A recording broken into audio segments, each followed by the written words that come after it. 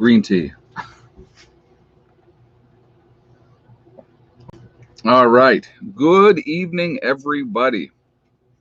I hope everybody's doing well. I hope you had a nice weekend. Today was a recovery day. It was definitely a recovery day. So, all right, before we get going here, excuse me, where was JJ on Friday? JJ, this is an important job that you have here. So, you missing Friday, they're better. I'm going to need a written excuse. I'm only kidding.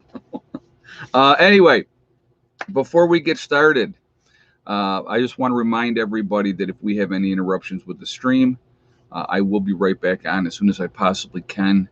YouTube does have a tendency to play their games, even though we've been, in the hospital. Dude, sorry to hear that.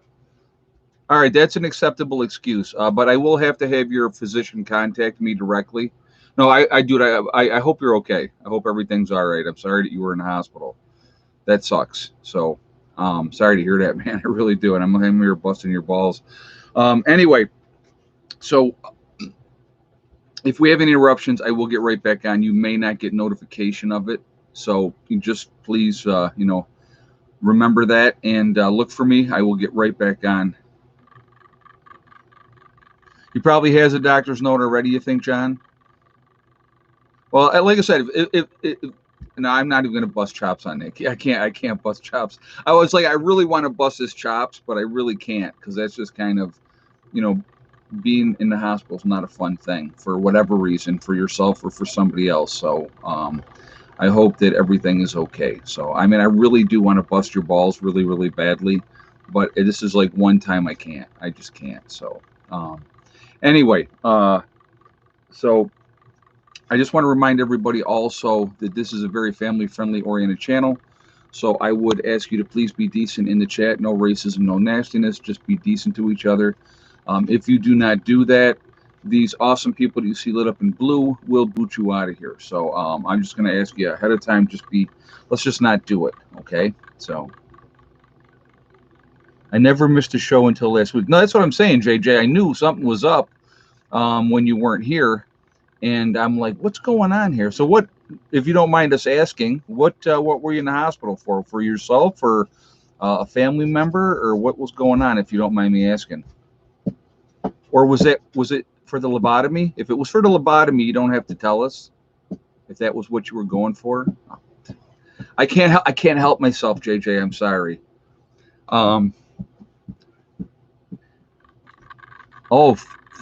High blood pressure. Oh yeah, that's no fun. Hello, what are you? Okay, guys, you got to see this first of all. What? You just went outside. You're not going outside. No, you're not. What do you think, Pandora? Should she go outside? No. Go lay down. This is what I deal with constantly. Children. JJ, I hope everything is squared away and that you're going to be all right, man. I mean seriously. So, yeah, high blood pressure is no fun. Get down. Down. That's it. No more. Literally, they've been outside until 20 minutes to 8. So if you didn't do what you had to do then, you're not going to go do it now. No. Ay. So, okay. So we're going to be talking about high crime. Excuse me. No, I don't care. All of you.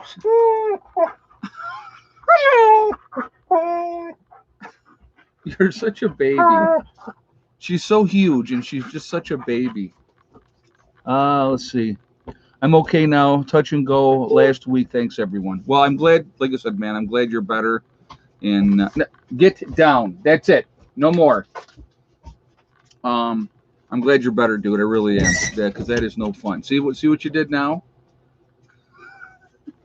Nut jobs. They're all nuts. Anyway, okay. I'm sorry. No, I'm going to tell you what. I got great dogs, but she wants her. Get down. That is it. Sorry. I had to do the dad voice. Anyway, so we're going to talk about why crime is the way it is. So we're going to get into that in a moment here. But yeah, they are. No, I got to show you. So here we go. We got Caesar and Pandora standing right here. So we got Mr. Caesar, because heaven forbid that Hella comes over, who's now right there, to get attention. The jealousy of these guys is unbelievable. Um, you think it could be them? Well, we're not up close to a full moon yet, but it's definitely getting brighter, so that definitely makes a difference. Let the dogs out, or let the whole dogs in. Hey, like I said, they were just out. I make sure that they go out before the stream, so everybody does their business, and you know, that's how we do it. So she'll settle down. She just, what she's been doing lately, which really has been irritating the crap out of me. So I take her outside, right? We come back in the house. As soon as I bring her back in the house, and she wants to go out the back door, because that's when I take her out to go to the bathroom during the night or whatever the case may be. So she'll be like, "Oh, take me back out," and I'm like, "Wait a minute, you were just out." And I take her out, and she doesn't do nothing. She screws around. So it's like, no, we're not playing that game. So, but anyway, so that's what's going on with that. But no, she's a good pup though. You a good girl, huh? Yeah. So anyway, all right, let's get into this. I'm sorry. Oh, it's because no white cop wants to work, and I don't blame him. We're going to get into a lot of this tonight, guys. We really are. I promise you, we're going to get into why crime is so bad, what's going on, what's the root cause of it, and we're going to really delve into a lot of this. And it come, get down. That's enough. Get down. We're going to get into all of it, okay? But so anyway, it's one of there's a lot of problems going on. There's always been crime. Crime's been going on forever, okay? But I'm going to tell you what looking at it from a different perspective, okay? Looking at it from a different perspective, history has a tendency to repeat itself. And what I am seeing right now, okay, your Antifa, your BLM, are the brown shirts of Nazi Germany. And if you want to go back and look at that time frame, they went out there. They basically got rid of the police departments in Germany, and they took over because there is a whole different perspective of the way things are done, and so they took over. And I think that this whole agenda to get rid of the police, because if you get rid of the police, and it's so stupid on these people's parts, because as soon as something doesn't go right or something goes wrong, the first thing they do is they scream for the police. It's the first thing that they do. So, but the problem, there's a good reason right there. John just said crime is bad because they're doing a catch and release with no consequences. You're absolutely right. They did. Yep, the brown shirts did the dirty work. Exactly. And that's what Antifa and the BLM are doing right now, causing havoc, causing kind of stuff. There's no pride anymore. There's no respect. And a lot of that comes down to parenting, always comes down to parenting. I know, like for myself growing up now, and I've told you guys this, I was not a good kid. I dealt with the police a lot when I was younger, a lot, okay? Wasn't handcuffs more than a few times, in the back of police cars more than a few times. But the one thing I always did, I didn't act like a jerk when it came to the police. You see these videos and you see the pictures, and there's the cop standing there. And I want you to think about this, okay? There's a cop standing there, and you got somebody like right in their face screaming at them. I'm sorry, but you know what? If I'm a police officer, I'm not dealing with that. There's no way I would deal with that. The job is a high stress job. And first, I want to mention something really quickly, okay? And me and a buddy of mine had a discussion about this. And he said to me, he goes, "Man, you used to be," because he's like way anti-cop. I mean, he's like way anti-cop. And he said, "You used to be anti-cop too." He goes, "What changed?" And so I said to him, I said, "Well, I will tell you what changed. My perspective of looking at the things. Well, first of all, as anybody watching this channel knows, I was visited by the police here at the homestead because I was swatted, okay? And that interaction could have gone very, very bad. but the police handled that situation in a very, very professional manner. They found out first what was going on. And so instead of me being who they thought was the perpetrator, I was the victim, okay, of some jerk off that, thought it was funny to have me swatted, okay. And that's a couple of years ago. But that was one interaction with the way that they handled themselves and the way that they acted. Very respectful, never put me in handcuffs. Once they realized that I was being swatted, they came in and they were like, listen, we still need to clear the house and make sure there's nobody else there. And I was like, go ahead. Now, they did not ransack my house. They walked through. They walked through. The greenhouse wasn't here at the time. I had the camper. So somebody walked through the camper. They looked in the shop. And because I think those were the buildings that were here at the time. And, they realized, there's nobody here. It was just me. The kids were at their mom's for an extra day. So, North Shore Preparedness says, Ed, congrats on hitting 93K subscribers. Thank you very much. I appreciate that. Yeah, I'm like right now I'm at like 93,043 or 44, something like that right at the moment. But anyway, so that interaction in itself and the way that the police handled themselves, very, very professional. They were very, very cool about it. Now, I will tell you this. Since I moved out to this county, I have been pulled over, I think it's at least 6 to 7 times since I've moved out here. Okay. Now, the one instance I definitely deserved a ticket, 100% deserved a ticket.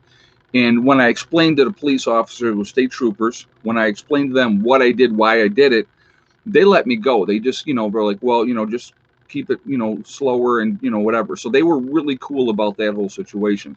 Again, they could have been jerks, but I think how you interact with the police goes a long way to the way of your experience with the police is going to go.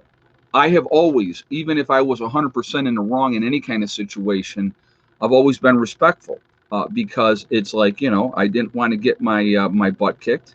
That was a big part of it, and back in the day, people cry and do everything that they do now.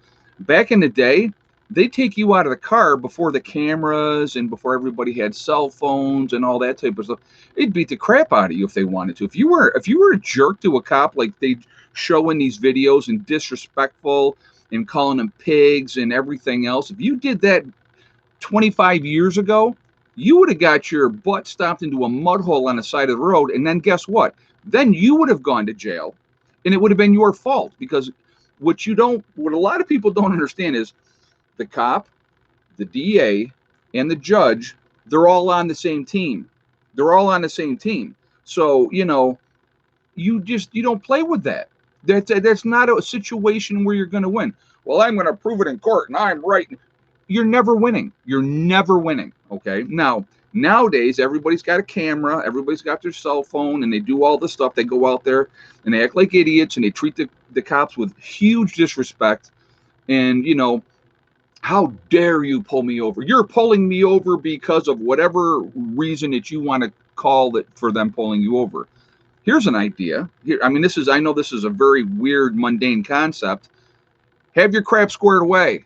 Okay. Don't have expired tags. Make sure your insurance is squared away. Make sure all your lights are working on your car. It takes 2 seconds to turn your lights on, walk around in front of your car, and make sure your lights on. Now, I've been guilty of that too. I've been pulled over for having a headlight out. Okay.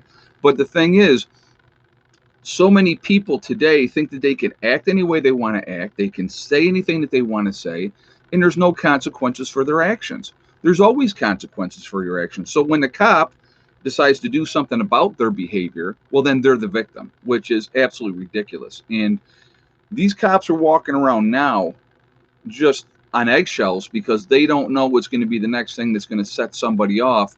I mean, they're talking, and I don't know if you guys have seen this or not. There's like, well, we should stop pulling people over for minor traffic infractions. Well, you know what? That's how they catch a lot of criminals. Okay, that's how they catch a lot of criminals.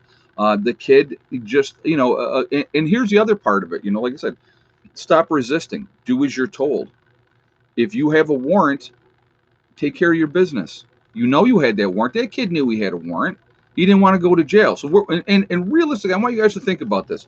So he's trying to jump back into the car to run. Okay. Where's he going to go? They're going to get him anyway. One way or another, they're going to get him. There was a video that I just watched recently, and was a cop had pulled over this guy, and for I think it was like dark tint or something like that. So he was like, "Well, come on back to my car." He goes, because he had approached on the passenger side because it was on a highway. He goes, "Come on back to my car, and we'll run your stuff and we'll get this squared away and stuff." And at first the guy was very respectful and not being a jerk or nothing like that. Well, this guy comes out of the car and he had a rifle and he killed a cop. Okay, killed this cop, and I was just like, holy crap. So I don't know what his deal was. I don't know what he had that would have got him jammed up, but that's what happened. He takes off, right? People saw the whole deal, what happened. The cops got him. They finally stopped him, and it was a shootout, and the cops killed the guy. So was that worth your life? To me, I don't understand that whole thinking that you're not going to get away, especially in this day and age. They got the dash cam. They got everything there. The guy's telling the cop what his name is and the whole 9 yards. They know who you are. They know what your vehicle is, all that type of stuff. When they pull somebody over, they call it in, the tag number, the vehicle description, the whole 9 yards. I don't see where people think that they can get away with this type of behavior. I really don't. And like I said, I mean, I don't like being pulled over. I'm going to try to avoid being pulled over as much as I possibly can because I don't want to deal with it. But the thing is, if I do get pulled over, I know how to act. And it's not stupid and it's not disrespectful. Because again, even in this day and age, guys, they can ruin your day. I was talking to one police officer, and he had said to me, this is what he said to me. I mean, because they'll talk to you. If you sit down and if you talk to them, they will definitely talk to you. He said, I could not tell you how many times that I went up to a vehicle just basically to give them a warning and tell them, hey, this is wrong or that's wrong, get it taken care of. He goes, and they talk themselves into a ticket. So again, approach is a big part of it. Now, what it comes down to, how you're raised. I think it's a huge part of it. If you're respectful and you're taught that, don't screw with the cops, be smart. Even if you're doing something stupid, deal with your consequences. That's a big part of it. It goes a long way. Respect goes a long way. And the thing is, especially if you have done nothing wrong. If you've done nothing wrong and you have nothing to hide, you're not drunk, you're not high on whatever, you're not, breaking any laws really, like, maybe it's a traffic infraction of, whatever the case may be. Then, they'll deal with you, realize that they don't have anything. Because a lot of times, I mean, let's be realistic. And I mean, I know I'm realistic because I've had it happen to me. They're fishing a lot of times. So they will say, well, I pulled you over. I've told you guys this story about the police officer that I was behind him for about 6 miles. And once he got up into this town, he pulled over. I went by, he pulled out, and he pulled me over. I'm like, why is this guy pulling me over? And he tried to tell me I had my high beams on, which I did not, okay? But again, he was fishing. He was looking for something. And guess what? There was nothing there. My license was good.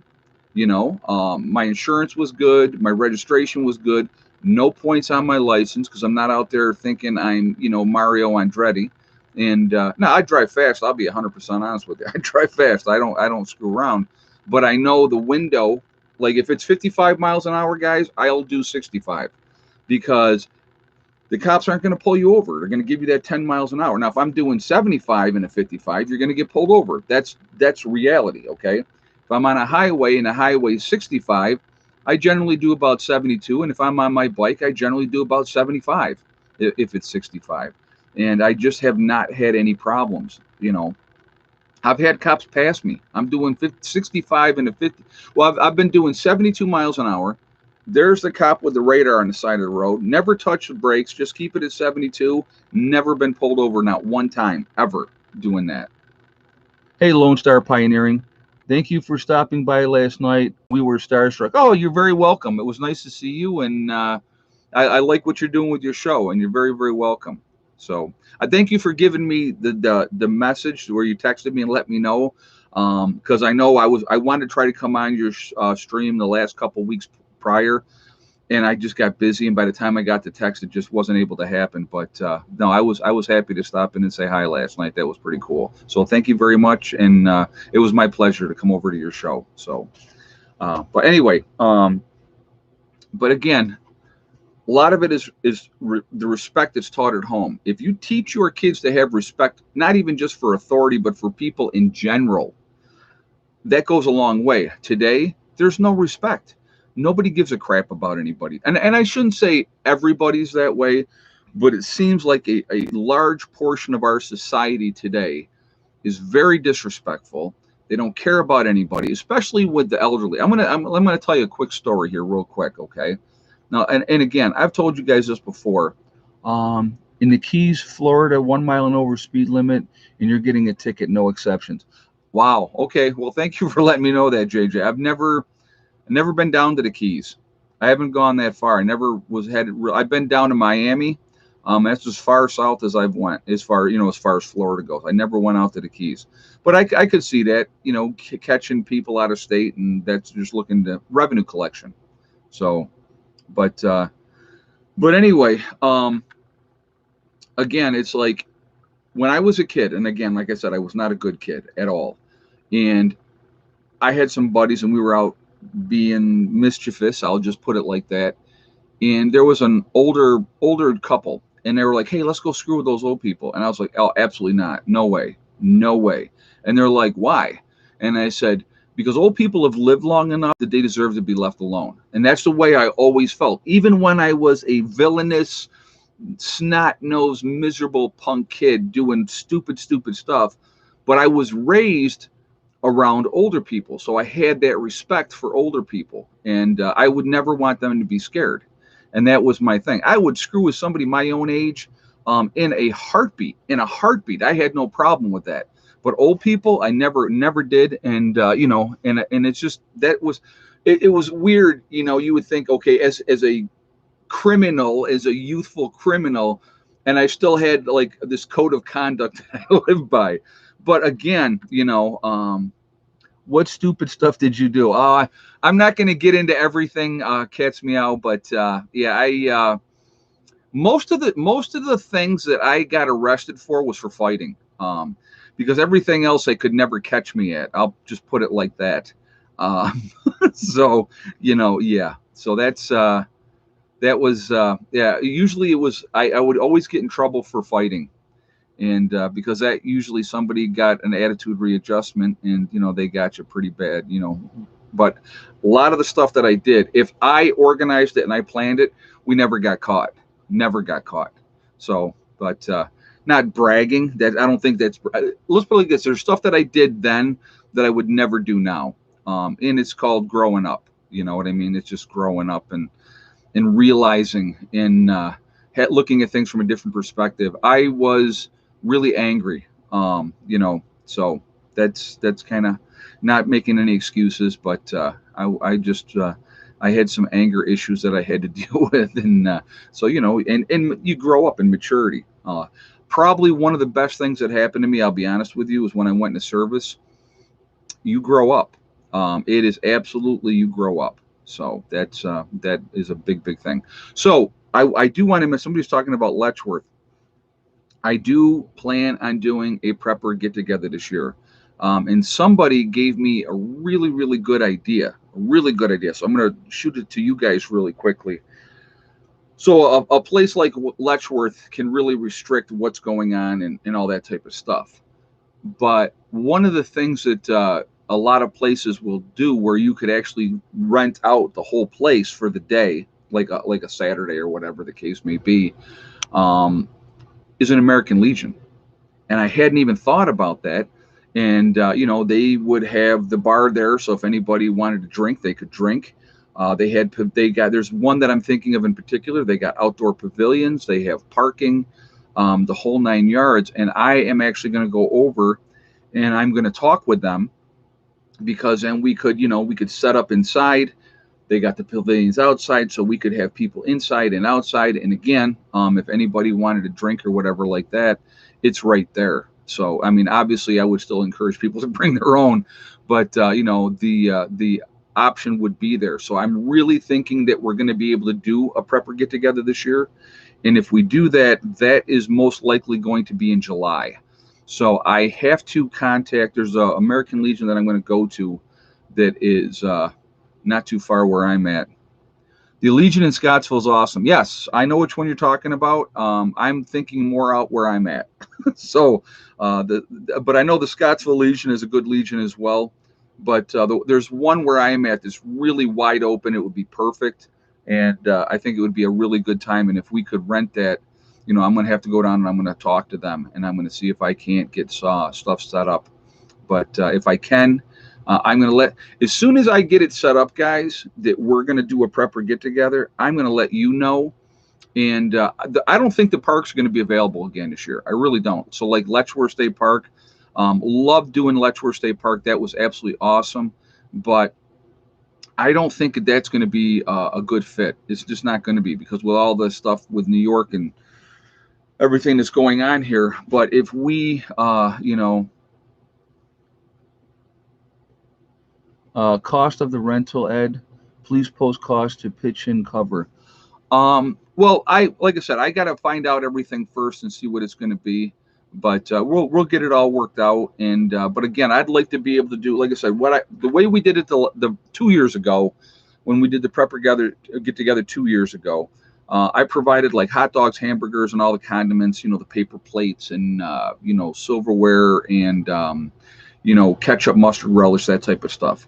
But and I said to everybody, yeah, there's definitely campgrounds. There's definitely campgrounds around that area. Yes. So, that's, again, people, can, we'll make, we're going to, first of all, let me see if I can get this Legion Hall and be able to rent it for today. That would be the first step. Second step is, as soon as I have that squared away, and yes, I know I can rent it for XYZ amount of time, I'll give you guys as much advance notice as I can. I need notice well in advance. We are short-staffed at work, so I do have lots of time off to use. Okay, Mr. Rose. Well, like I said, what I'm going to do this week, I'm going to go down to the Legion Hall, and I'm going to see if I can't get something locked in with them, if they're going to be able to accommodate, a group of us preppers and stuff like that. And I think that would be a lot of fun. What I'm going to try to do, and I'm going to do a little bit something different this year, I'm going to speak with other YouTubers as well and see if they would also be interested in coming, and maybe we'll do some guest speaking. I definitely want to do some giveaways and, and those type of things. And so, maybe one of the things, maybe a wood stove would be one of the things that would be given away, a smaller wood stove. And, and also like, the legacy freeze-dried foods, I could do some of that type of stuff, and we'll just kind of go from there. But, yeah, so wish I could come in. I'm about 5 hours away. Well, Jen, I'll tell you what, the prepper get together that we did 2 years ago, and I did it on short notice, like 6 weeks. I set it all up in 6 weeks. We had people from Tennessee, Virginia, Washington, D.C., Ohio, Connecticut. We had people from Pennsylvania, obviously all over New York. We had a lot of people drove a long, long way to come. And, that would, yeah, I'm going to talk to Angry Prepper, and that would be, I'm going to see if he wants to come up, because he's down in New York City. So, that would be one that I would talk to. I'm going to talk to some other ones too and see if they would be interested. So as soon as we can get things set up, I'm going to try to get some other, YouTube channel guys, preppers channels as well, and see if they would be interested in coming as well. Maybe do some guest speaking, and we can just have fun. We just have a good time and do that fellowship type of thing, and go from there. Your thoughts on border counties declare state of emergency due to massive influx of border invasions? There is a lot of stuff going on, and this was all created, I'll tell you right now, this is all Biden's fault that we've had this mass influx, because he basically said, I'm opening the borders. Now, it wouldn't be the 4th of July weekend. I would not do it that weekend, because 4th of July is just, a lot of people have other plans. It would be after that. So probably either the week after or maybe the 3rd week in July would be the ideal time to do that. So, yes, there's hotels in the area as well. there's several towns not that far from there, and so you could absolutely get a hotel, you know, in those areas as well. But I think we would have a lot of fun. Having a get together is just an absolute blast. I know that when we did it, like I said, what we did is I provided the hot dogs and hamburgers and that stuff, and then I just told everybody to bring a dish to pass. And so we had a tremendous amount of food.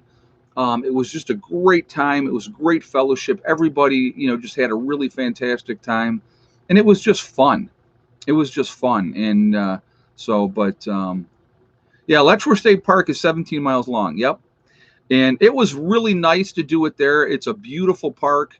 And where I'm thinking of going here, you could still go down to the park. You could still go to Letchworth Park and probably drive through. But I don't think that we'll be able to, you know, do anything as far as, you know, renting a pavilion. I don't even know if they're doing it this year. But so, yeah, it's like I said, I was supposed to get his wood stove. Guy bought the house, wouldn't let me get it.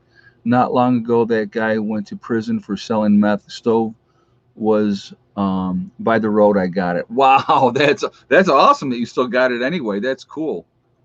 But so you got it in the long run anyway. That's a crazy story too. That's pretty wild. But anyway, so yeah, it's like if I'm going to try to coordinate things. I'm going to see what I can get set up this week, and I will let all of you know as soon as I know. And if we can rent that, like, you know, Legion Hall out, the one I'm thinking of would absolutely be perfect. It's a good location, and you know, it's not in any town or anything like that, and so there's plenty of parking, and it would be a blast. And we could be also inside and outside, so it would have public toilets and the whole 9 yards. So I think that would be a really cool thing. So that's the game plan. So I will, as soon as I know, I will let all of you know with that. Okay. But so let's get back on topic, guys. So first of all, we're already 30 minutes into this stream. We had 943 in the chat. We're at 348 on the thumbs up. If you have not shot a thumbs up yet, I'm going to ask you to please do that to show support for the channel. And thank you ahead of time. I do appreciate that. Also, it really does help with the algorithm. So the more interaction we have, the better it is for the channel. Am I Italian? No, I'm not Italian. I should have been Italian. People say I should have been Italian because I'm dark like I'm dark like a Sicilian, I should say. Let me rephrase that. But no, I am not Italian. No Italian in me at all. But again, third reason I like to see a lot of thumbs up. And also, if you are not subscribed to the channel, I would ask you to please subscribe.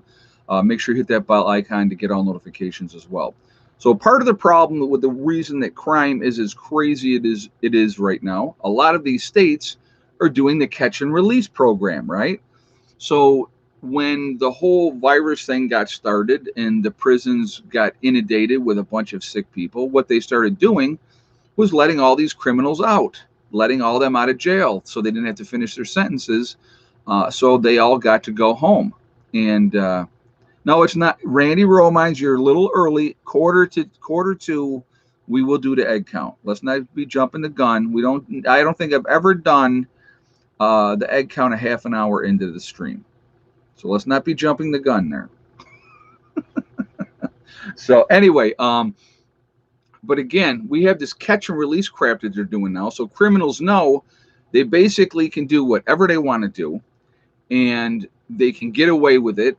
Because if they get caught, the cops are just going to let them back out. Not the cops, but the courts are going to let them back out on the street. That has got to be very, very frustrating for the police officers as well, because you take that time, you do all that paperwork, you've caught somebody doing something stupid, and now you got to, you know, they're back out on the street within 12 hours, and that's just. That's insane to me as well. Just so I think that's absolutely ridiculous. We talked about in one of my other streams, there was somebody that was arrested 3 times in a 24-hour period for stealing cars. So they arrested him, took him to jail, booked him, let him go, went out, stole another car, was arrested again, did the same thing, and then a third time. I mean, I'm sorry, but you know, at some point you got to. Molly, I don't know. I don't think she's in the house. No, I think she's already out. She went back out already. She was in earlier. But so you're dealing with this kind of nonsense too. So criminals basically are, they have free reign, and then you have the added incentive of right now. What are they trying to do? They're trying to disarm the average citizen. Somebody just, I saw a post that somebody put today, and it was like, oh, the United States is ripe for invasion. No, it would be any country that decided they wanted to invade the United States. That would be a very, very stupid thing to do unless we were disarmed. And if you think about it, and I want you to think about this, okay? When your hunters in just a couple of states are more, their numbers add up more than any of these largest armies in the world, and that's just a few states. Hey, Homestead Homeboy, North Carolina. Hello, Preparedness and everyone. Thank you very much for the donation, and hello to you as well. When you have these people in these states that are just registered hunters, and they're out there in the woods and they're hunting and doing their thing, it's larger amount than a lot of standing armies in the world. Now, if you think about the entire United States and the number of guns that are out there and the number of people that are armed, and not everybody hunts, okay? So you have a lot more people that have weapons, that are armed, that are not out there, believe it or not. I know it's really, really a weird concept that these guns that are not just attacking people intermittently and randomly, it doesn't happen like that. It's amazing how that works. So, yeah, it's just, it's weird how that works. But again, we will never be invaded by a foreign power unless it's done nuclear, do a nuclear attack. That would be the only way.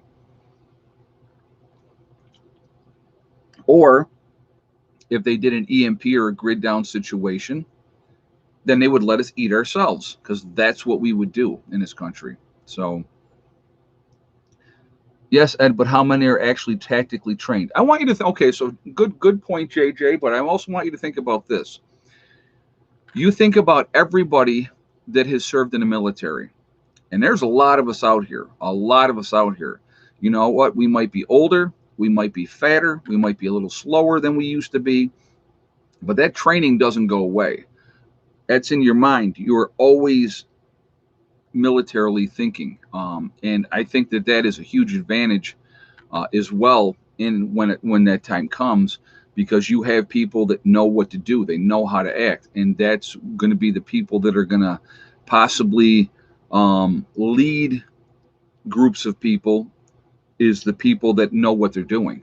And if you're militarily trained, it makes a big difference. Makes a big difference. So I think that's you know my father-in-law and husband did two vets. Yeah, and again, it doesn't, that training never goes away, guys. Anybody that's been in the service, you always have that training. Why do you think part of the thing that they wanted to use was like a possibility of domestic terrorists? Remember all this nonsense? Their biggest concern was ex-military. Why is that? Think about it. Because we know what we're doing, and we're not afraid to do what we need to do. So that's a big part of it as well. So, but yeah, it's just, they want to disarm us because they want to control us. And so they're using everything. Like right now, the agenda right now, okay, is the whole police agenda. They want to basically, I don't know what they want to do with the police, but I mean, you need the police. You need them. There's that thin line between, and people say, oh, well, that's not true. Yeah, that is true, because I'm going to tell you right now what will happen.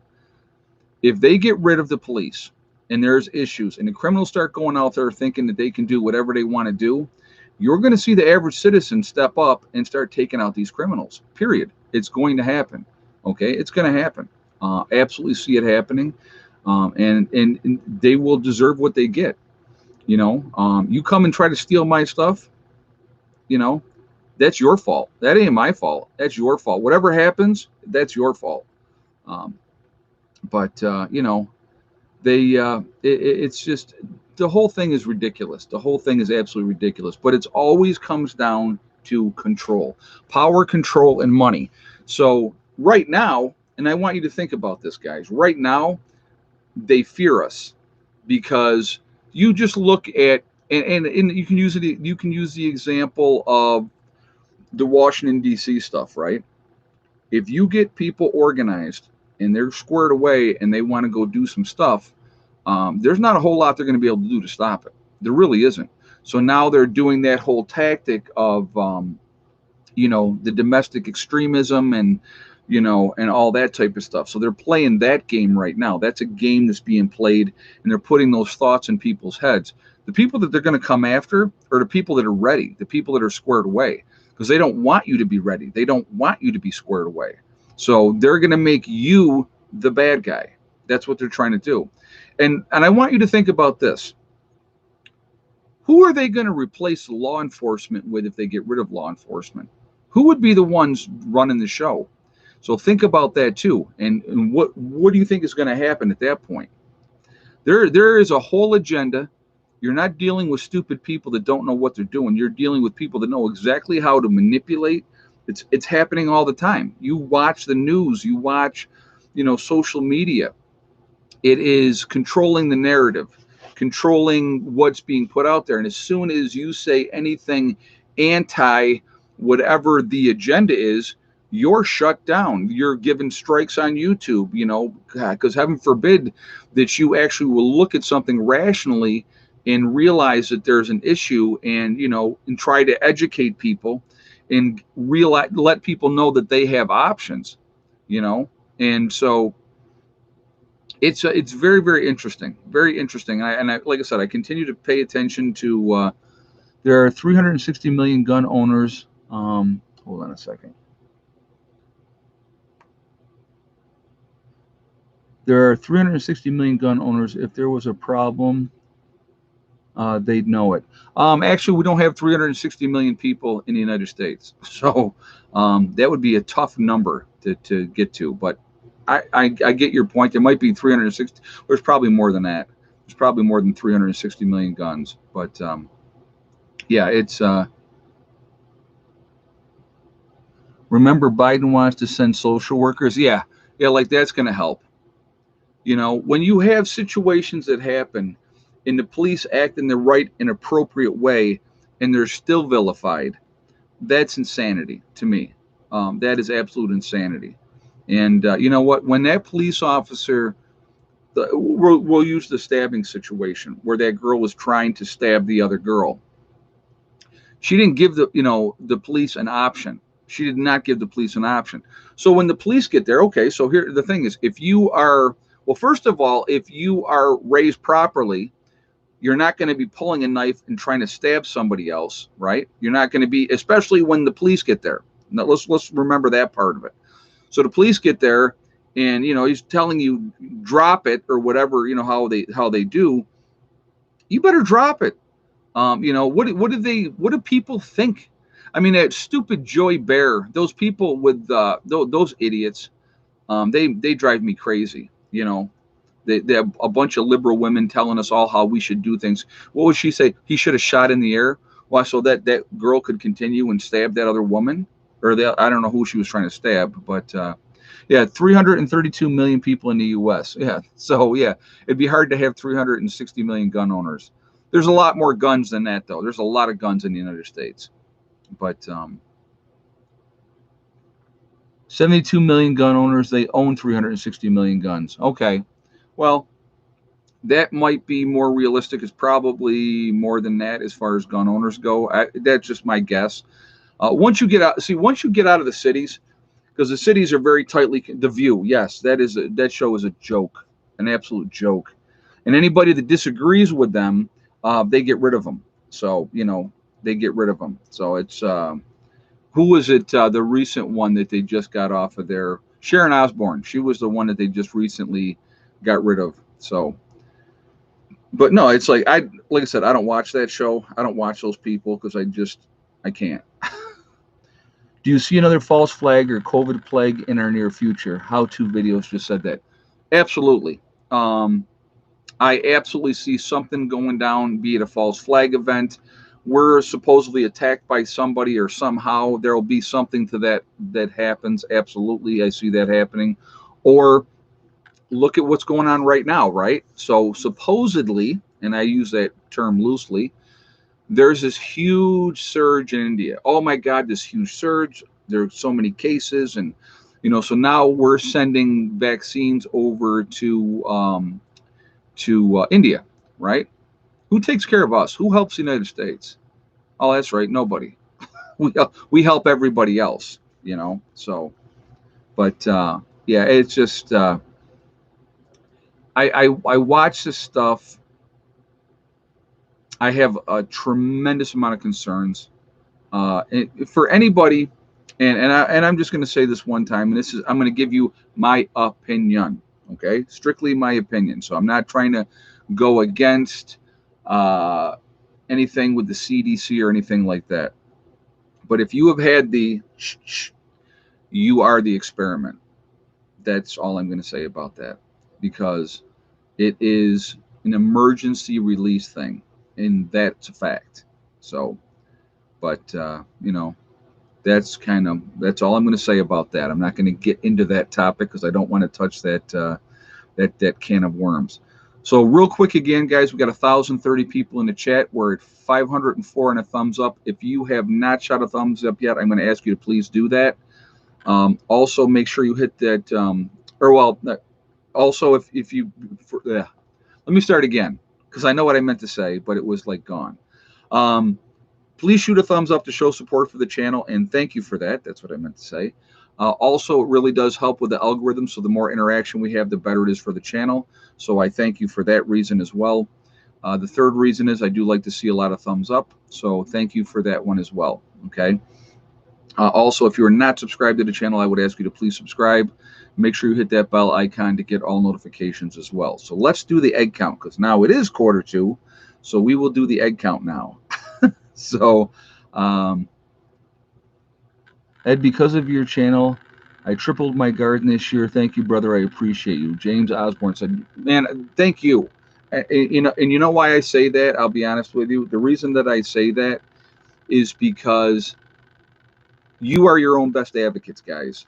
If you are helping yourself, if you are actively doing things to help yourself, to put yourself in a better situation, it's way better for you. So thank you for doing that. That's awesome. I'm glad you did that, though. That's very, very cool. All right, so let's see. All right, so if you have the same exact guess as Sunset with the bullseye, 8 eggs, then you are 100% correct. We ended up with 8 eggs today. And yes, Thick Neck did lay an egg today. So, but yep. So they definitely did their thing. 8's fine. I'm happy with 8 eggs. If they give me 8, if they gave me 8 every day, I'd be that's perfect. So, but yeah, they did really, really well. Really quickly, I want to talk about my website, preparedness1.com. We have the Preparedness One community there, which is a community set up for you guys to connect with like-minded people. It is free to join that. There's no credit card check, anything, but you do have to register because it is private. It is a good way to connect with like-minded people. Also on my website, we have the Forefathers, which is the CBD and hemp store. You'll see their logo on there. If you click on their logo, it will take you to their website. If you decide to make a purchase at their website, make sure you use the discount code PrepperNurse1, and that's the number 1, not ONE, and you'll save yourself 15% on that purchase. Also, we have the Legacy freeze-dried foods on my website. So again, if you go to my website, preparedness1.com, you click on the store, it'll drop down. It says Legacy Foods. You go there. What we have available is there. Okay, so definitely take advantage of that as well. And long-term freeze-dried food storage is a good thing to have in your preps. 25-year shelf life, GMO-free. It's made in the United States. They have gluten-free options. It's vegan. There are meat available. Chicken and beef are available. And also, it's the largest portion size of any of the other freeze-dried food companies. So you pay less per pound than any of the other freeze-dried food. So in the long run, it's actually cheaper. So just putting that out there. So anyway, but getting back to the whole thing with the crime that's been it's ticking up everywhere. When the criminals have no fear of what they do, and the cops are walking around on eggshells because whatever they do is going to be perceived as wrong. And when you have the liberal news media fanning those flames of hatred towards the police, that's what's going to happen. So even when there's a righteous shoot, let's just say, like this one where this girl was trying to kill somebody else, that was a righteous shoot, right? They're still going to be vilified. So explain that one to me. And again, it is amazing to me. It is amazing. And it's always perpetuated by the media. If it fits the narrative, if it happens to be a white cop and they're not victims. When somebody's a criminal and they're breaking the law, you're not the victim. I'm sorry if you disagree with that, but if that perpetrator happens to be black and the cop is white and the cop shoots that person, then they're the bad guy. And which absolutely amazes me. When you can take a career criminal like George Floyd, right? Career criminal, scumbag, in and out of prison how many times, strong arm robbery, pistol whipped a pregnant woman, but that's okay. That's perfectly fine. Drug addict, breaking the law. So let's remember this. If he had never broken the law in the first place, right? Trying to do forging, or a fake $20 bill. If he hadn't been breaking the law in the first place, he would never have any kind of interactions with the cops at that point. Just let's put that out there to start with. So when you break the law and you do stupid things, and then you think you should be treated differently because of whatever color you are, it doesn't work like that. It just doesn't work like that. So, and I've seen plenty of white people get their butts handed to them by the police. I've seen it, So, yeah, fentanyl Floyd, exactly. But of course, he's the victim. No, he's not. And he never was. So, it's unfortunate the way it went down. I will never agree that the cop should have had his knee on him as long as he had him on there. I'm not trying to justify that in any way, shape, or form at all. Mitigating factors, if he had just gotten to the cop car when they were putting him in the cop car, he probably would still be alive today, unless he died of a fentanyl overdose on his way to the, but, it's crazy. I'm curious to see too, do I feed my chickens worms? I give them mealworms. I do give them mealworms, and they love the mealworms. So I do give them that.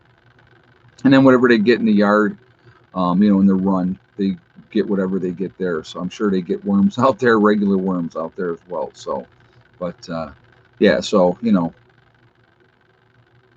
I see my chickens snapping at skeeters. Nothing wrong with that. No, if they get them too, that's fine. Chickens will eat anything, guys. We do a lot of scraps. We give them a lot of scraps. Now that it is getting warmer and the weeds are growing, I'll be picking weeds and throwing that in there for them. They love to go through those, and eat those. That whole area, they've worked that area where they're at in there, and it is that soil in there is really, really good. And I just put straw in there to show you can't even see the straw anymore. So the egg count was 8, Ranger 192. Or yeah, Ranger. Yep. Yeah, the egg count was 8. That's what we ended up with today. So, but again, do your due diligence, guys. I'm always going to encourage you to continue to prep, continue to get ready. We just never know how much time we're going to have, what's going to happen.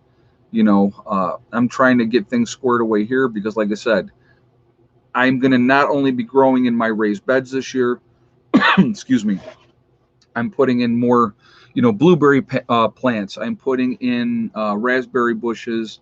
We're putting in more grapes this year as well. And I'm definitely going to be planting more fruit trees this year as well. So, we're going to be working on all those things. Plus, we're going to be utilizing the greenhouse as well for growing. So there's definitely, we're going to have a lot. We're going to be doing a lot of canning this fall. So that's going to be a big part of what we're doing as well. So, the cicadas, yeah, they're going to be coming out here pretty soon. That's what they're saying anyway. So that'll be interesting. They go on that, it's like a 10-year cycle or some crazy stuff like that they actually stay dormant for like almost 10 years and then they come out. And so, yeah, that's something else to pay attention to. We'll see what happens with that. Who knows? But anyway, with everything going on, natural disasters too, let's not forget, they're not going away. They will continue to happen, and what are you going to, things are always happening. Things are always going to change. And then, hopefully we don't end up in some kind of major war, but there's a lot of craziness going on with that right now too. A lot of people puffing up their chest, trying to be tough guys. So, it's not a good time, not a good time at all. So the more you prepare, the more you put yourself in a situation where you can be as self-reliant as you possibly can. I always think that's a really good thing. I think it's a fantastic thing to do, and it's just smart, you know. And again, when you grow something yourself, you know where it came from. You know, no pesticides were used. I don't ever use pesticides on my plants, and so when we're eating that, I know that that's good stuff, and I like that. I think that that's for me, that's the way to go. So yeah, raspberries are hard to control. They will grow like crazy. We already have wild of the black raspberries. We bought some of the red raspberry plants this year. So, and I can't believe the cost of wood. Richard Ruckman just said, "Oh yeah, it's absolutely insane how much wood is costing. It's ridiculous." I know we got a lot of Amish in our area, and what they're doing right now, and again, this is April, they're taking orders as far out. They're like in the middle of June right now. So like if I went to the Amish and said, "Hey, I want 150, 2x4x8, I couldn't even get them to mid-June. So it is crazy. Um, you don't grow any wild ginseng? I don't right now. I don't know. Nope. So, but continue to prep, continue to get ready, put yourself in a situation where you can survive whatever comes down. The more that you do for yourself, the better off you're going to be. The better off you're going to be. That's just a fact. Again, knowledge is power as well. Do you ever plan on getting a bunker? Yes, I absolutely want that. That is definitely on my list of things that I want to do. And if I do that, a lot of that I would probably do myself, to be honest with you. I'd have to have the hole dug out, obviously, first. But I would make sure that it's completely squared away in exactly the way I wanted it to be. Yeah, okay, there's a good question. Rob Anderson said, do you get any wild leeks or morels on your property?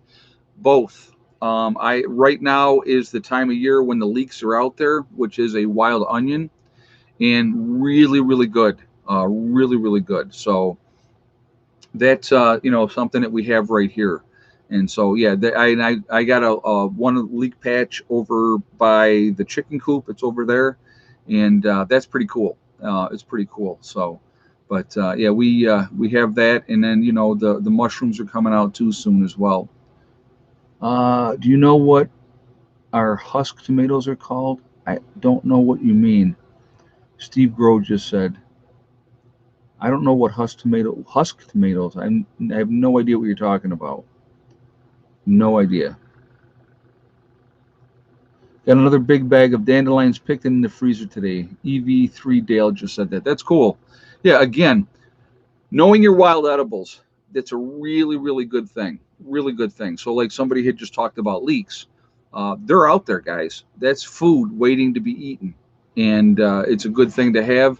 It's good for your diet. It's all natural as well. And so that's a really, that's just a way, knowing what's out there, knowing what you can eat as far as wild edibles, knowing what your wild plants are that are medicinal plants is a very smart thing as well. Having books on all that information, I think, is really an important thing to have. Really important thing to have. So, just to continue to get that information, study it, find out what's going on. When the time comes, that's invaluable. That's invaluable. I mean, because if you have to run, let's say you have to run and you can't take anything with you. Let's just say maybe your bug out bag, but do you have a book in your bug out bag that's showing you wild edibles and medicinal plants? Do you have that? If you don't in that bug out bag, what are you going to do then? You know what I mean? So you need to know ahead of time if you have that information and you can look at it and study that. That's really, really important. Again, more skills that you have, As simple as starting a fire, knowing how to start a fire. Every time you start a fire, it's not going to be dry and sunny and nice to start that fire. You need to know, your fire starting materials as you're walking. Realizing that when you walk by different trees, what are good trees to use for the bark. Start a fire. Like gathering that dry tinder that's going to help you get that fire going. Hugely, hugely important. So, and then whenever you decide you're camping, make sure you're giving yourself enough time to set up a camp to be able to have a fire. If you want to take that chance, you might not be able to do a fire, or if you're going to do a fire, maybe you need to keep it really shaded, or so people don't see it. Because you definitely don't want to advertise where you're sitting at in the middle of the night, where somebody could see that fire from a long distance off and know exactly where you are. So those are things to think about too. So again, knowing what to do, how to do it, how to be stealthy, how to travel where you're not going to be noticed. I mean, you might want to think about, might be smarter to travel through the night and sleep through the day when all the predators, and that's the two-legged predators, are out and about doing nefarious things. A lot of times they're not going to be out at night. So if you have to get out there and do it that way, then that's what you need to do. But it's all about planning, knowing and then having a destination where you're going. If you have to bug out, where are you going to go? So having an idea of where you want to go. What are my thoughts about the Federal Reserve going digital? I had not even heard that, I'll be honest with you. So I really don't have, I'd have to look at that and see what they're talking about. I have no idea. So I haven't even looked at that yet. So I apologize. You can use a small pencil sharpener to make kindling with a dried twig. Absolutely, Tommy. That's a great point. Yeah, having those little bitty pencil sharpener things that you can take with you anywhere, and that can make really nice shavings. Having something where you can be able to have a striker and make that spark. That's really important too. There's a lot of things that go to it. I mean, it's like with putting together your bug out bag, you really got to think. Well, there's a couple things you got to take into consideration with your bug out bag. Weight is hugely important. Depending on how much you weigh, how much can I carry and carry comfortably for a long distance? Because if you have, and I'll give you a great example. We did this is going back when I was still living in Greece, New York. So this is a long time ago. And I was talking to some people and I said, well, let's do a get together. We'll all bring our bug out bags and we'll share what we have in our bug out bags. So maybe other people can get some ideas and think about those type of things. So we had these two ladies that had come to the get together and they drag in these huge bug out bags, probably 70 pounds a piece. And so my bug out bag was probably 50 pounds, is what mine was. But I'm also over 200 pounds. I weigh over 200 pounds. These women were nowhere near that. And so while we were sharing what we had in our bug out bags, and I got actually some good ideas from other people that day, and they hopefully got some from me as well. One of the things that I had said to them was, I said, how long do you think you're going to be able to walk before you start dumping off some of that gear? And they were like, well, what do you mean? I said, how much does your bug out bag weigh? And she's like, well, like 70 pounds. And I said, again, how long do you think that you could have that on and walk before you started dumping gear off? Especially when this is a thing that people don't take into consideration. If you are not actively training to be able to hike with a pack on for any length of time, for any distance, it's going to be a whole shock to your body, number one.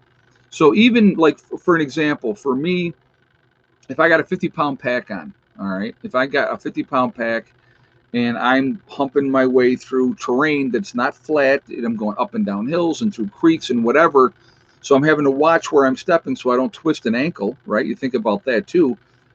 Now, how long could I go realistically, distance-wise, before I'd be like, okay, we got to stop. I got to take a rest. You're not going far. If you weigh 120 pounds or 130 pounds, Let's say you're even 200 pounds. Let's say you're even 200 pounds and you got a 70-pound pack on. You're going maybe a mile and then you're going to stop. You're going to start dumping stuff out of that pack.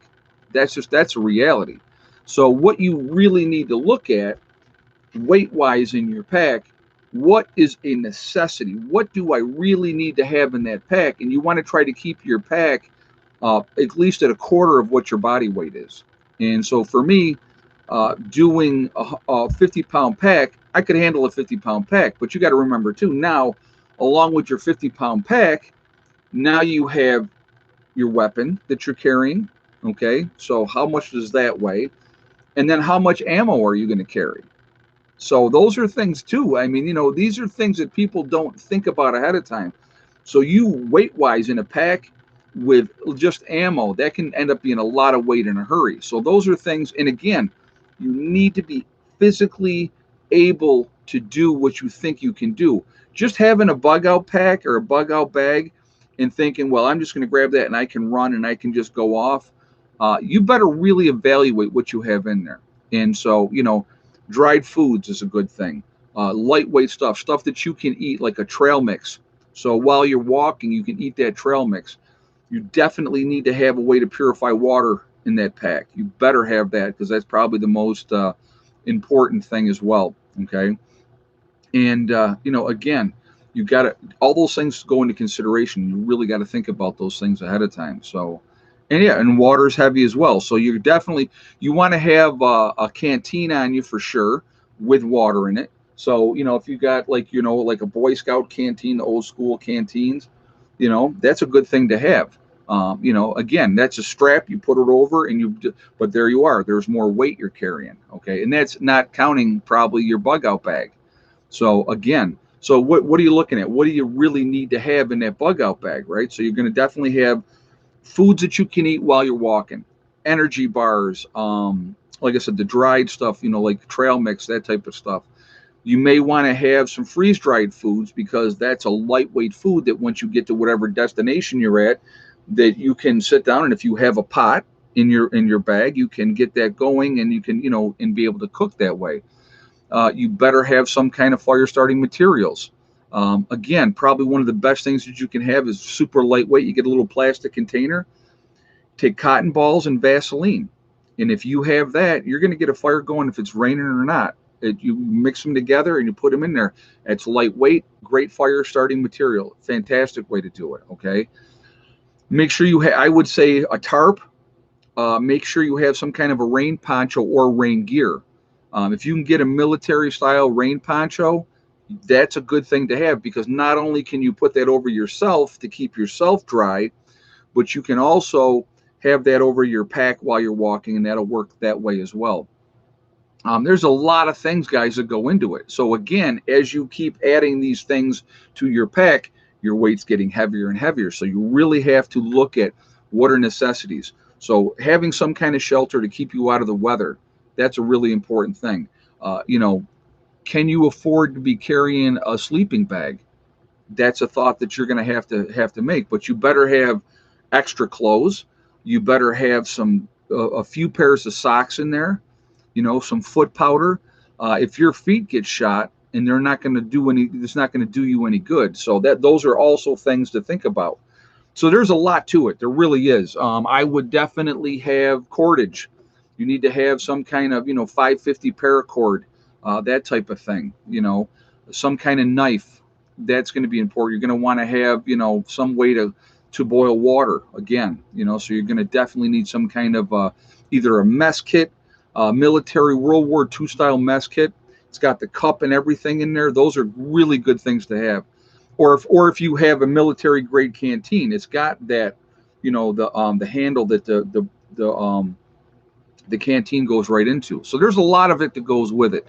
But I'm telling you right now, the weight can add up really, really fast, and it's amazing. And I would encourage all of you, if you have a bug out bag, take a walk. Put that bug out bag on and go for a walk.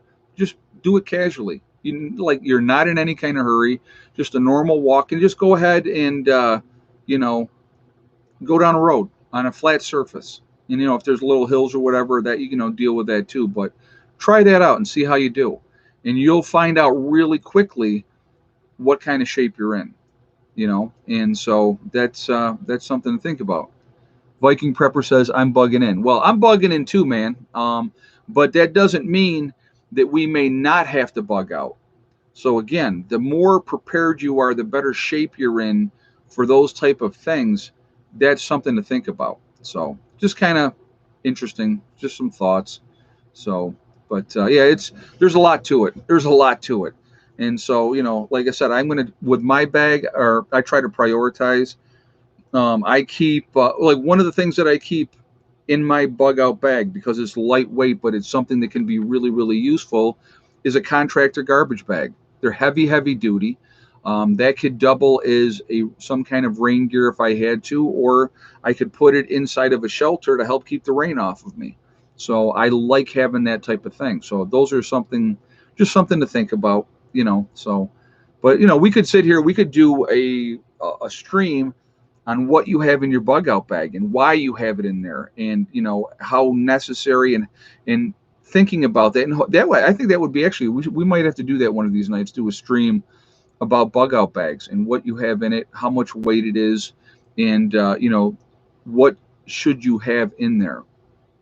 And again, like I said, the weight can add up really, really fast. Now, if you have some kind of thing that you can drag behind you, so not all the weight's on you, like some kind of a tow dolly or something.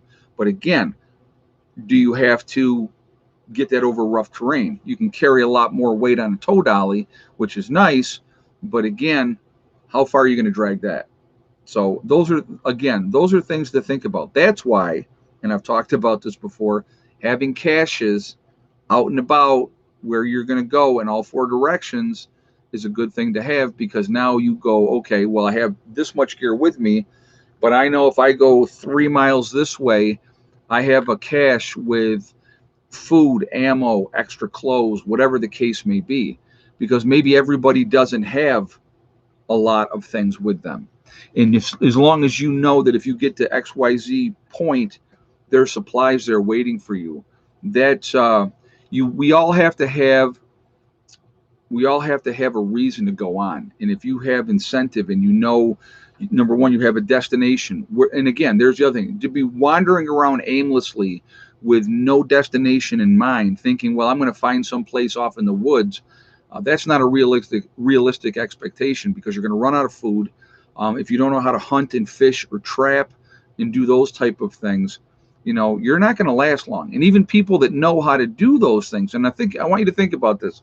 Anybody watched the show, Naked or Afraid, or you watched Dave Canterbury out there with Cody Lundin, right? Watching those guys. Those are guys that know how to survive. They know. They have all the skills, military trained, or just, natural skills that, like Cody Lundin, being a survivalist type of guy. They know what to do, and they still struggle. And those are people that know what they're doing. So average Joe citizen, you're in for a big, big problem, and that includes me. I'm not including myself in that. Getting out there and have to do that would suck. And that's, like I said, that's why I try to put myself in a situation where I'm at my bug out location. This is where I plan on being. This is where I plan on staying. So,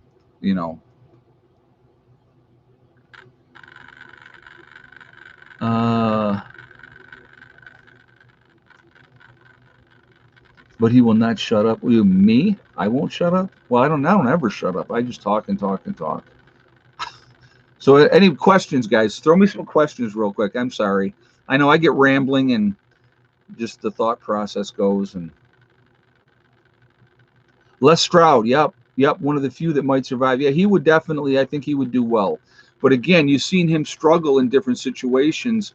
But, he's very, very skilled individual. But he would put himself in a situation where he knew where he needed to go and get there. So. Oh, Randy was talking about their husband. Oh, okay. All right. Well, that's good. Well, I don't shut up either. So I just be, that's a reality too.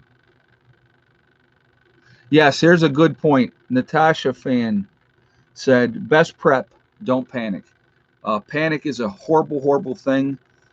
Absolutely a terrible thing. Definitely do not want to panic. You want to keep calm, cool, collected. Try to keep your head on straight, and you're going to be in a much better shape if you do that. So, yeah, that's important. Really, really important. So, time of year plays into the bugging out. Yes, absolutely. JJ's made another good point there. Um, the time of year that you would have to bug out. If it's wintertime, that's going to be a horrible time to have to try to bug out. It's going to be a horrible time to try to bug out.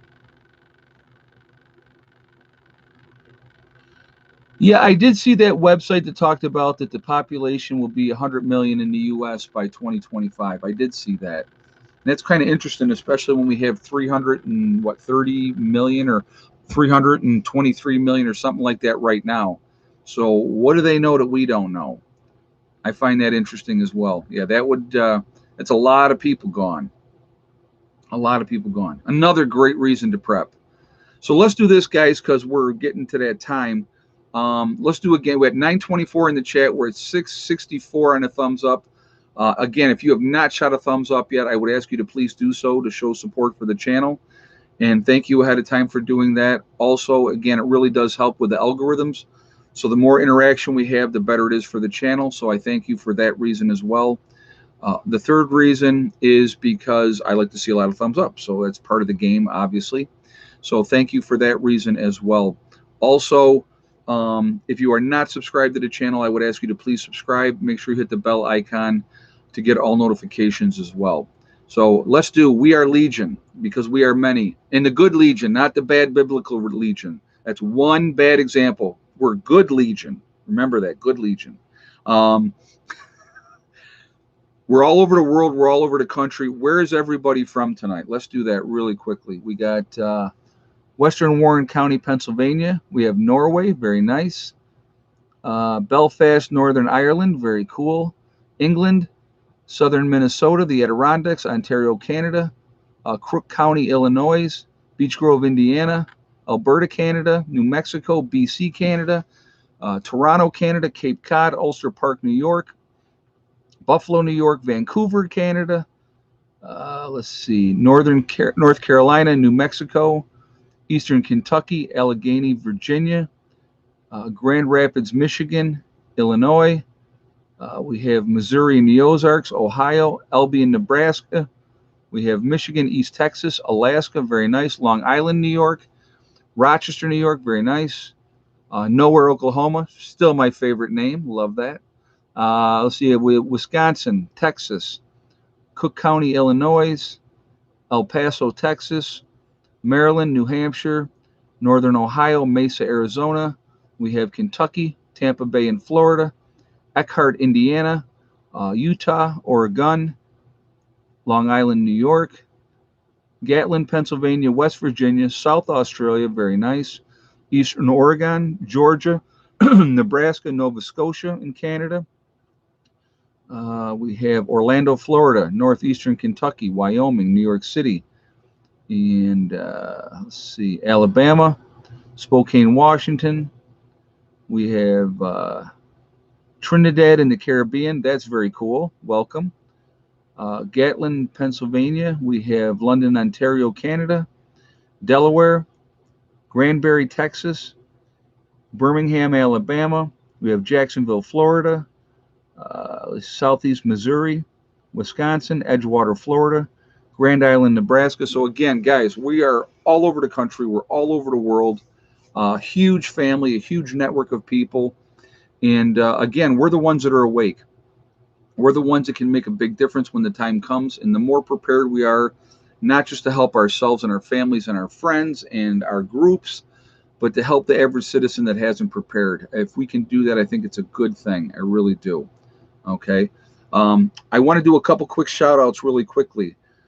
Doug and Stacy, great channel. Doug is recovering broken ribs, not fun at all. That is not a pleasant injury to deal with, especially when you're trying to get things done. When the weather permits, it just makes it that much harder. We have Fort Bragg, North Carolina, very nice. I was down there myself many, many moons ago. I was in the 20th Engineer Brigade.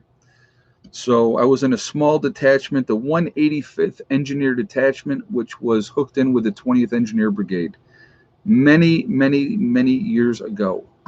A long time ago now. Yeah, time goes by pretty fast. But also, I want to give a shout out to Wranglestar, good channel there. Marfugal News with Adam, awesome, awesome channel out there. The Magic Prepper, Angry Prepper down in New York City. Up in Canada, we have Sean James with My Self Reliance. We have Ickycan, Ickycan is another good channel up there. Definitely show him some support. Kyle's Cabin, yes, that's a very good channel as well. I like him, young man up in Minnesota, I believe. Excuse me. And he is in the process of, I watched the channel, so that's why I know what you're talking about. He's in the process of building a home right now up there. Alaska Prepper is another good one. There's so many good channels out there, guys. There's Southern Prepper 1 is another one. So, yeah, it's really good channels out there. We all should be supporting each other and helping each other out. So I think it's important to do that. So Go Pinball is another one, absolutely. Green Greg's is another channel, especially if you're looking at gardening tips and growing and stuff. It's got great information for that. Bjorn Andres, yep, Bull Hansen. I've seen his channel too. I like his stuff. Very, very good channel as well. So there's a lot of good information out there. Go to those channels. Tell them Prepper Nurse 1 sent you, and Bear Independent would be another one. Yep. So a lot of good information. The more information that we can get, that we can share with each other, it makes all the difference in the world. It really does. It makes a big, big difference. So anyway, I want to thank my moderators always for doing such a good job. Welcome back, JJ. I'm glad you're back. Sorry that you were sick. I didn't know where you were. People were like, "Wait, where's JJ?" I'm like, I have no idea. So next time you're sick, like I said, I'm going to need that doctor's excuse ahead of time. It's like school. Always used to kill me. Used to always kill me. So if I kept Heather home from high school, right, and if she was sick, she stayed home. That was it. There were times I was like, no, honey, go ahead, stay home. You don't feel well. No, I got a test, Dad. I got to go to school. So she'd go anyway. But a lot of times if she was really sick, she would stay home. Then the school would call me and tell me that my daughter's not in school, which I'm glad they did that because, if your kid is skipping, then you know. But then they would be like, yeah, you need to send a note back of why they were out. I never sent a note back. She was out because I had her out. If they want to ask that question, they could call me and ask me.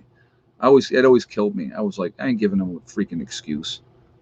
You go back, you go to school, they're going to take you back. So, but anyway, I want to, like I said, again, my moderators are awesome. So I'm glad you guys are here. You guys are awesome. So also, I want to thank everybody for being here. You guys are really nice, supporting the channel. I appreciate it. So that's a really cool thing. My BP was 212 over 120 when I got to the ER. Yeah, that's not good. That's not good. The normal BP, guys, 120 over 80 is a good BP. And that's a little bit high. Not a good thing at all. So remember, guys, we are all in this together. That is important to remember. Also remember to hug and kiss the ones you love. Tell them every single day, tomorrow is not guaranteed. We never know what's going to happen in life. So it's really important we tell the people that we care about every single day how we feel. Last but not least, STD, step, thing, and day. It's one step at a time, one thing at a time, and one day at a time. Whatever you're trying to do, whatever you're trying to accomplish, you can do it. The only person that can stop you from getting those goals done is you. Nobody else can do it. You, and that's it. Okay? Stay positive, stay away from the negativity, and you're going to be just fine. All right? I will see everybody tomorrow. Back to work for me tomorrow. Today was my one day to screw off and recover. But I will be back at it tomorrow. I got some stuff I want to get accomplished. And we got rain coming later in the week. So when it rains, I'll be what my game plan is to be in the woodshed. So I got to get that squared away too. So if it's raining, that's where I'm going to be. But before then, I'm going to be out and about getting things done. So I will see you all later. Have a great night. You guys are the best. Prepper Nurse 1 out for now.